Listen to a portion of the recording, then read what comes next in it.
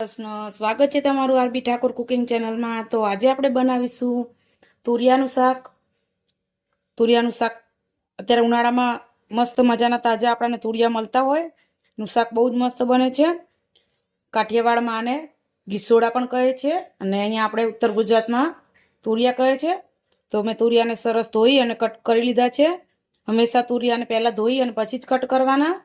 જો આપણે કટ કરી અને પછી ધોઈશું તો અંદર પાણી ભરાઈ જતું હોય, એટલે સરસ પહેલાં ધોઈ છાલ ઉતારી અને આપણે આ રીતે કટ કરી લીધા છે। અને અહીંયા મેં લસણ લીધું છે, 8 થી 10 કળી લસણને આ રીતે વાટી લીધું છે।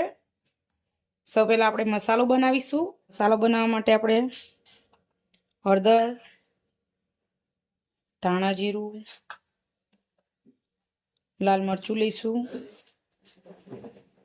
આપણે તીખું અને મોળું બંને મરચું વાપરીશું। ટોટલ આપણે 1 ચમચી જેટલું મરચું વાપરીશું। પાણી નાખીને મસાલાને સરસ પલાળી લઈશું। શકો છો આ રીતે પેસ્ટ બનાવી લેવાની। સ્વાદ પ્રમાણે મીઠું નાખીશું। બધી રેસીપીઓ સિમ્પલ મસાલા સાથે અને એકદમ આસાનીથી આવડી જાય એવી હોય છે। તો હજુ સુધી તમે મારી ચેનલને સબસ્ક્રાઈબ ના કરી હોય તો કરી લેજો અને બાજુમાં આપેલું બેલ આઇકન જરૂરથી દબાવજો। તો આપણે મસાલો પણ સરસ બનાવી લીધો છે। ચાલો હવે આપણે શાકનો વઘાર કરી લઈએ। તો કઢાઈ આપણે મૂકી દીધી છે ગેસ ઉપર ગરમ થવા માટે। હવે આપણે તેલ નાખીશું।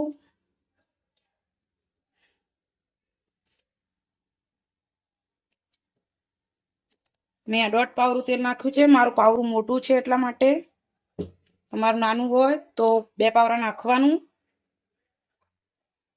તેલને આપણે સરસ ગરમ થવા દઈશું। તેલ સરસ ગરમ થઈ ગયું છે। આપણે એમાં રાઈ નાખીશું।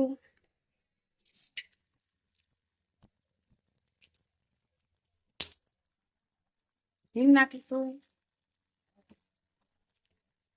જે લસણ આપણે વાટીને લીધું છે નાખી દઈશું।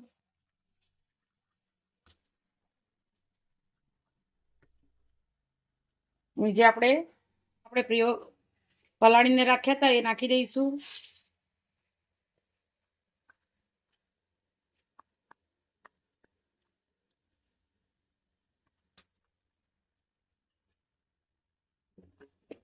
બધું સરસ આપણે સાતરી લઈશું।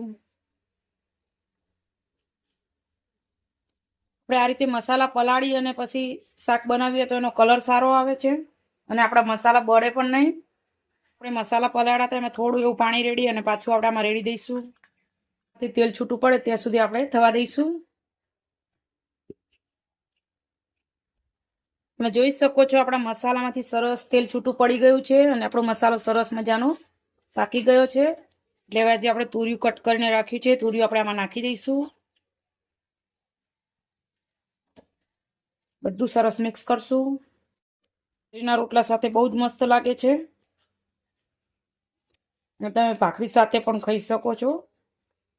અને આને 5 થી 10 મિનિટ જેટલું ચડતા લાગશે। અહીંયા પાણી નથી નાખવાની। જો તમારે રસાવાળું કરવું હોય તો તમે થોડું એવું પાણી પણ નાખી શકો છો, પણ હું અહીંયા પાણી નથી નાખવાની એટલા માટે હવે ઢાંકી અને આપણે 10 મિનિટ જેવું ચડવા દઈશું।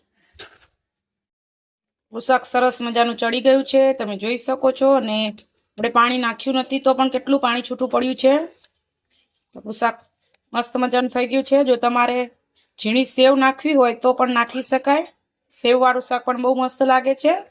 તો જો ઝીણી સેવ તમારે નાખવી હોય તો આ સમયે તમારે નાખી અને ઉતારી લેવાનું। ચડી જાય પછી જ નાખવાનું, એટલે આપણું શાક ચડી ગયું છે। એટલે જો સેવવાળું તમને શાક ગમતું હોય તો તમે આ સમયે સેવ નાખી અને હલાવી અને ઉતારી લેવાનું। એ પણ બહુ મસ્ત લાગે છે, પણ હું અહીંયા સેવ નથી નાખવાની એટલા માટે। ચાલો હવે આપણે શાક ઉતારી લઈએ, ગેસ બંધ કરી દઈએ અને ગરમા ગરમ શાકને આપણે સર્વ કરી દઈએ। ઉપરથી આપણે થોડા એવા લીલા ધાણા નાખીશું। લીલા ધાણા હંમેશા ગેસ બંધ કર્યા પછી જ નાખવાના, જેથી કરીને એની સુગંધ બહુ મસ્ત આવે છે। આપણે શાક ચડતું હોય ને લીલા ધાણા નાખીએ ને એટલે એની સુગંધ ઉડી જતી હોય। તૈયાર છે આપણું તુરિયાનું શાક। જોતા વેત ખાવાનું મન થઈ જાય એવું આપણું શાક બન્યું છે। તો તમે પણ એક વખત આ રીતે જરૂરથી બનાવજો અને મને કોમેન્ટ કરીને કહેજો કે તમને મારું આ શાક કેવું લાગ્યું। અને જો તમને મારી આ રેસીપી ગમે તો લાઈક, શેર ને સબસ્ક્રાઈબ કરવાનું ભૂલતા નહીં। આવજો ને જય શ્રી કૃષ્ણ।